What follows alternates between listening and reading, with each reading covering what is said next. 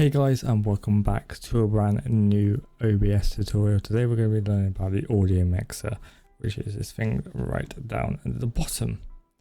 It's basically just a normal sort of rundown of what sort of audio levels you should be keeping. We're going to be focusing on mic audio, where you're going to keep your game audio, music, alerts, all that other stuff. So let's dive in. So let's start off with green, yellow and red bars. Let's focus on them. So the green, you want to keep primarily your game coming from your desktop, music, sometimes alerts, especially people's voices coming from Discord as well. You want to keep yourself louder than people in Discord. Sometimes Discord will enable people to be priority speakers, so their voices will be raised louder.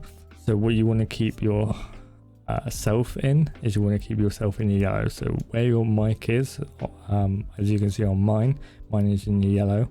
We'll run down through some mic settings later on in the video as well itself, but we're going to get the audio mix down 100% for you guys, so we know what we're working with. So yeah, primarily you want to keep your game between -25 and 20.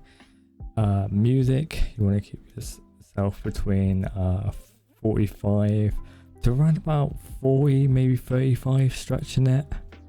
But you want to keep yourself with the music lower than the sort of game. If you have like background music going on and playing like Call of Duty or something like that, then you want to keep in that sort of range.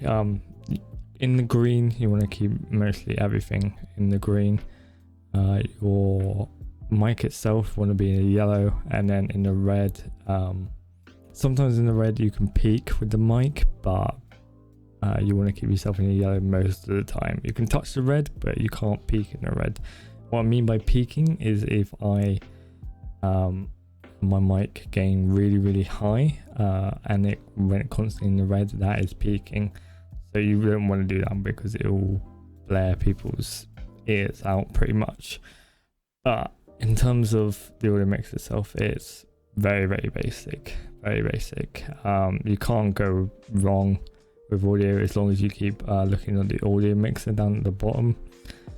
Just keep your eye on that and everything should be fine. But here comes the really important bit, setting up your mic settings. So if you click on the cog here and go to filters, we can set up some mic filters. I got a Go XLR, so all my settings are fine, but if you've got a USB mic, we'll run through that. So we got the compressor. So compressor, we can slap that on straight away. With the ratio, you want to stick it to a 4:1. Sorry, I was reading the wrong bit. I do apologize. So ratio, you want to stick to a 1:4. That's like a music standard. So a 4:1 is a very basic thing. Threshold, you want to keep a -15. That's what I recommend, because sticking it at -15 is like I said, when the compressor kicks in. So around about here is where it compresses my voice to like a normal signal. So beyond that point, it will normalize it for me, and then you want to attack as low as you can. So the compressor kicks in as soon as you talk. The release, you want to keep the release fairly high. I would say around about 400 is a good spot. And then the output gain is how much volume you want back. So if, say for example, you're still in the green, you can raise this up to the right as high as it can kind of go until you're like in the red. So where I am is sort of a good happy medium is what you want to stick. You can sometimes peek into the red. I could go a little bit high if I wanted to, but as long as you get your output gain fairly high into the yellow when you're constantly talking into the yellow like I am right now, then that's absolutely fine. Then from there, what you want to do is you want to add a noise gate. So noise gate, eliminates any background noise after you've spoken. So normally with that, you want to keep it sort of this number apart. So well, that's like, you want to keep it around about 5 to 6 apart. You could just use the default and then like play around with it as itself. So the attack time, you want it you want the noise gate to kick in as soon as possible. The hold time, you want to keep it around about that, around about there, and then release around about 400. Usually that's what I keep my noise gate in. When I was using the USB mic, I usually just played around with the close and open threshold. That's what you want to play around with the most, and then the hold and release time is your choice, what you want to do on that. And then after that, it's pretty much, those are kind of the basics you want to get yourself. A limiter just limits the audio to a certain point. So say for example, you didn't want to peak all the way into the red, you can set this to like -5 decibels.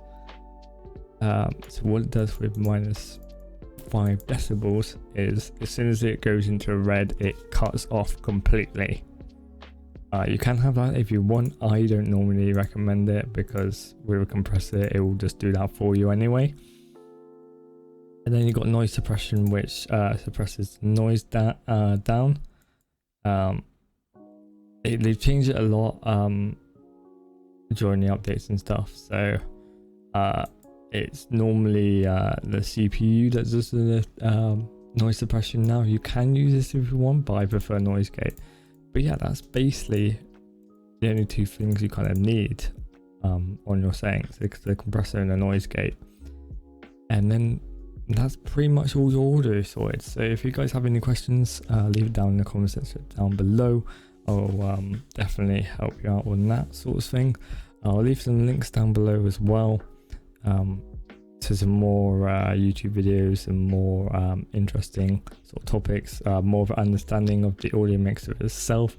I've done a very short rundown of the audio mixer. It's very, very basic, so I don't think you'll get anything wrong with audio, but I really do appreciate you guys all watching this video, and I will see you on the next one.